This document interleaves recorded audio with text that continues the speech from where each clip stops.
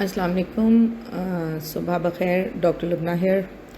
आज फिर एक दफ़ा डायबिटीज़ पे बात करेंगे।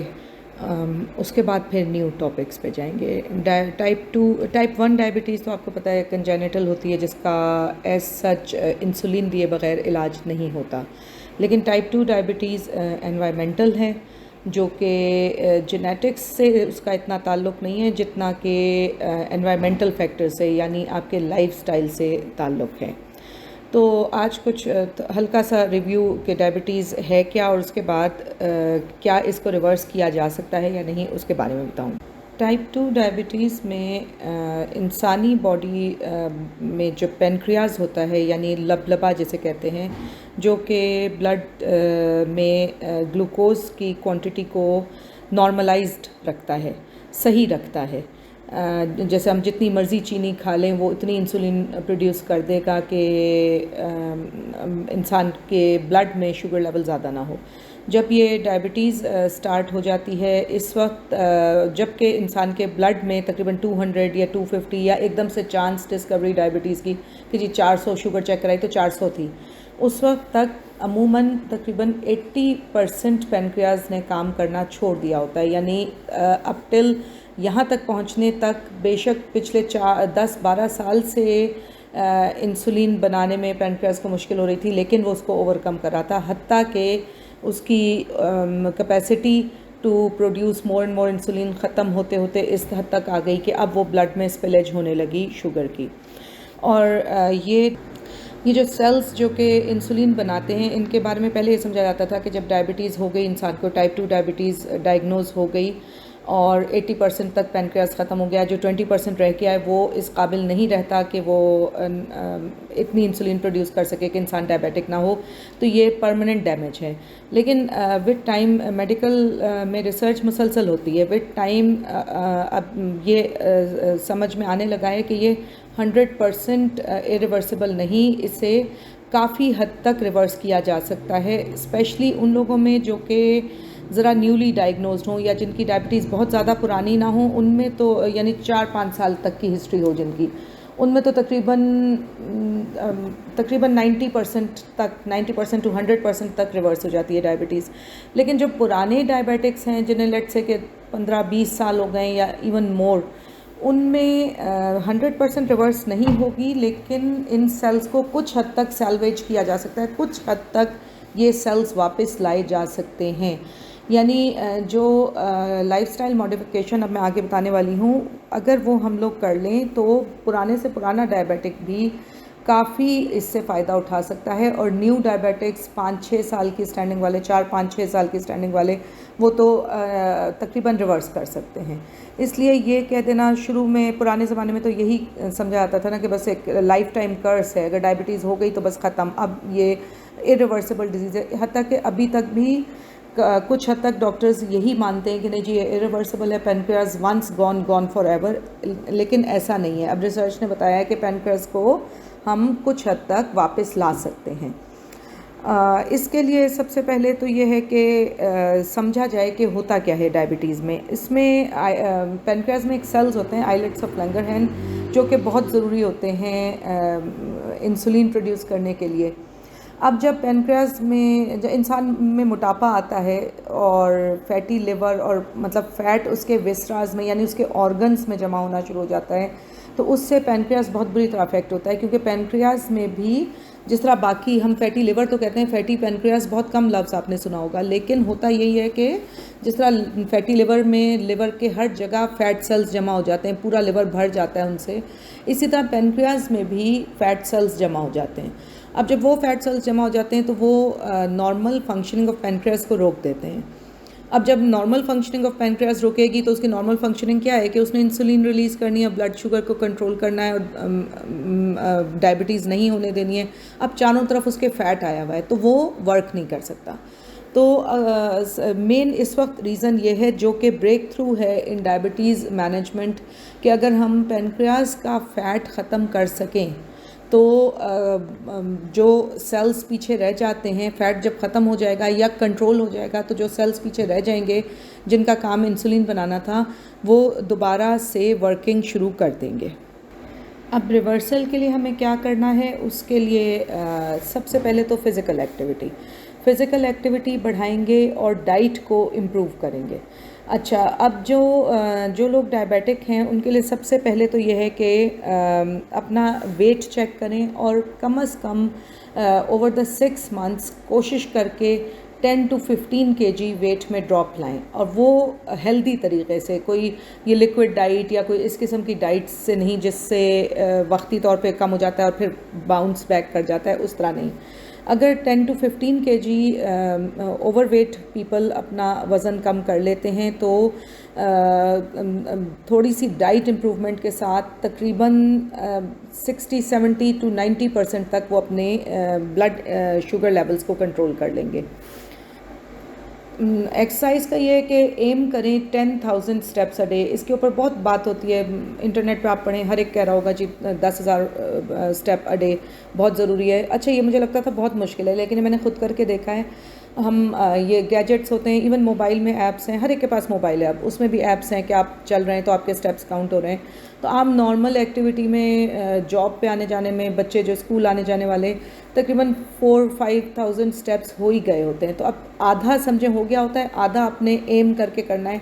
बेशक अपनी स्ट्रीट में वॉक कर लें, बेशक किसी पार्क में कर लें, बेशक घर की छत पे कर लें, घर के अंदर कर लें, it's up to you, treadmill पे कर लें, लेकिन एम करें। अगर आपने कभी वॉक नहीं की, आप उन लोगों में से जो बिल्कुल ही काउच पोटैटोज़ हैं, बिल्कुल ही एक्सरसाइज नहीं की हुई, तो ठीक है, आप 2,000-3,000 स्टेप्स एम करें, लेकिन विद इन अ मंथ। ये नहीं है कि 1 साल तक करके तो फिर आगे बढ़ाएंगे।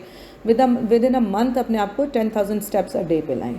और ये अकेला नहीं है, ये आम लोगों के लिए जो डायबिटिक नहीं है उनके लिए तो काफ़ी है 10,000 स्टेप्स अ डे, लेकिन जो डायबिटिक्स हैं और जो डायबिटीज़ को रिवर्स करना चाह रहे हैं, उन्हें इन 10,000 स्टेप्स के साथ साथ कम अज़ कम 2.5 घंटे की मॉडरेट लेवल एक्सरसाइज, वो चाहे आप पुशअप्स कर लें, चाहे स्ट्रेचेस वाली एक्सरसाइज कर लें, चाहे वेट ट्रेनिंग कर लें, जो आपको आसान लगता है, किसी से पूछ लें, जिम ज्वाइन कर लें, लेकिन 2.5 घंटे एक हफ्ते में आपने लाजमी करना है। 2.5 घंटे एक हफ्ते में लाजमी एक्सरसाइज करनी है, अलॉन्ग विद डेली के 10,000 स्टेप्स, यानी दोनों मिला के, डायबिटिक्स के लिए दोनों मिला के। और इसके अलावा क्या है कि अपनी अगर फूड डायरी बनाएं, पिछले पूरे हफ्ते की चीज़ें लिखें, और अगर नहीं बना सकते, पिछला याद नहीं है, तो आज से शुरू कर लें। 7 डेज़ के लिए नॉर्मल खाना जो आप खा रहे थे वही खाएं, एक एक चीज़ लिखें उसमें, हत्ता के पानी की घूंट भी लिखें कि जी हमने 2 सिप्स ऑफ वाटर पिया, आधा ग्लास पानी पिया, वट एवर, जो भी आप निगलते हैं चीज़ उसको उसमें लिख लें। एक हफ्ते में आपको अंदाज़ा हो जाएगा कि आपने क्या खाया, और उसकी फिर रफली कैलोरीज कैलकुलेट करें। नहीं तो मेरी इस वीडियो के एंड में क्वेश्चन भेजें, मुझे बताएं कि जी इतना खाया है, तो मैं भी कुछ हद तक आपको कैलोरीज कैलकुलेट करके बता दूंगी कि जी आप इतनी खा रहे हैं। अब उसमें से आपने 500 to 750 कैलोरीज रोज़ाना की कट बैक कर देनी है। इनिशियली इतनी करनी है, बाद में थोड़ी और करेंगे, लेकिन अभी 500 से 750 कैलोरीज अ डे इसमें से कट डाउन करेंगे। साथ आपका जो एक्सरसाइज मैंने बताई है और वॉक का बताया वो करेंगे, और अपनी जो दवाई आप खा रहे हैं बहुत रेगुलर खाएंगे। तकरीबन 1-2 महीने के अंदर अंदर आप देखेंगे कि आहिस्ता आहिस्ता आप अपनी दवाई कम करना शुरू कर देंगे। अगर आप इंसुलिन पे हैं, लेट से अगर आप 24 यूनिट लगा रहे हैं, तो आप देखेंगे कि ये 20 यूनिट, फिर 14, फिर 10, और हत्ता के ख़त्म हो जाएगी इंसुलिन। और ओरल मेडिकेशंस में से भी मेजॉरिटी ख़त्म हो जाएंगी, और शायद 100% ख़त्म हो जाए, और ये लॉन्ग टर्म ख़त्म रहेंगी, प्रोवाइडेड कि आपने कैलोरी कम की और कैलोरी इनटेक कम किया, और 10,000 स्टेप्स अ डे और 2.5 घंटे की मॉडरेट एक्सरसाइज जारी रखी। और ये किसी के कहने की बात नहीं, आप खुद नोट करेंगे, अपने डायरी में लिखेंगे कि हाँ जी अब इतनी है, इंसुलिन नहीं लेनी पड़ रही, दवाई नहीं लेनी पड़ रही, और मेरी शुगर कंट्रोल हो गई है। जब कुछ अर्सा गुजर जाए, लेट से कि 6-8 महीने गुजर जाएं, फिर बॉडी आदी होने लगती है। फिर अगले स्टेप में ये होगा कि कैलोरीज बेशक उतनी ही रखें जितनी खा रहे हैं, यानी 750 के करीब तो आपने कम की हैं, जो नेचुरल नॉर्मल तरीके से साल से जितनी कैलोरीज खा रहे थे उसमें से 750 के करीब तो आपने कम कर दी। लेकिन अब बेशक कैलोरीज इतनी रखें, अगले स्टेप में फिर ये है कि कार्बोहाइड्रेट्स को कम करेंगे, थोड़ा सा प्रोटीन मुनासिब, फ़ैट मुनासिब, कीटो डाइट मैं नहीं कह रही, वो एक अलग टॉपिक है, लेकिन अपनी ही डाइट में फिर थोड़ा सा ये करना होगा कि रोटी को कट डाउन करना, ऑयल को थोड़ा कट डाउन करना, थोड़ी बेहतर चीज़ें, सैलड के बड़े बड़े समझे बोल्स बना के खाना, फिर उसके ऊपर आएंगे वो अगले स्टेप में। लेकिन फ़िलहाल के लिए ये 2 चीज़ें मेन हैं कि एक्सरसाइज इनकॉर्पोरेट की डेली लाइफ में, प्लस डाइट में से अब मैंने इसमें कोई चीज़ ये नहीं बताई कि आपने ये नहीं खाना या ये नहीं खाना, बस जितनी आप कैलोरीज़ ले रहे हैं, लेट्स से अगर आप 2000 कैलोरीज़ खा रहे थे तो आपने उसमें से 500 कम कर देनी, अगर आप 3000 खा रहे थे तो 750 कम करें। इतनी इस हद तक इंसान मैनेज कर सकता है, इससे ज़्यादा अगर एकदम कहते हैं तो फिर लॉन्ग टर्म मैनेज नहीं होती। इसको कोशिश करके इस हद तक मेंटेन करें। बाहर के मुल्कों में और इवन अब हमारे मुल्क में भी आ रहा है कि जो बहुत ज़्यादा ओबीज़ हैं उनके लिए फिर ये बैरिएट्रिक सर्जरीज़ यानी गैस्ट्रिक बाईपास सर्जरीज़ इस किस्म की, कि स्टमक का साइज़ छोटा कर देते हैं और या किसी और तरह से गैस्ट्रिक स्लीव सर्जरी कर देते हैं या gastric bypass surgery, gastric banding, वो भी एक बहुत अच्छी चीज़ है, लेकिन ज़रा उसके ऊपर उस वक्त जाएं जब आप अपनी तरफ से एफ़र्ट कर चुके हैं 6-8 महीने और आप समझते हैं कि फ़ायदा नहीं हो रहा, तब उन सर्जरीज़ की तरफ जाना चाहिए, अदरवाइज़ नहीं।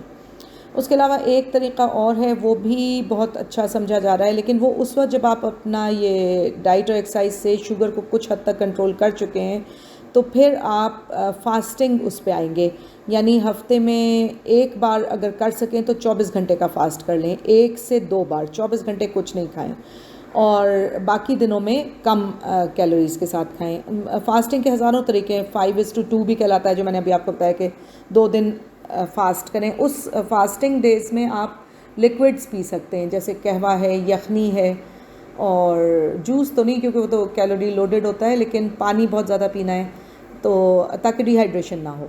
दूसरा तरीक़ा ये है कि 16:8 या 18:6 या 20:4, यानी 20 घंटे कुछ नहीं खाया, 4 घंटे के पीरियड में आपने जो कुछ खाना है खा लें।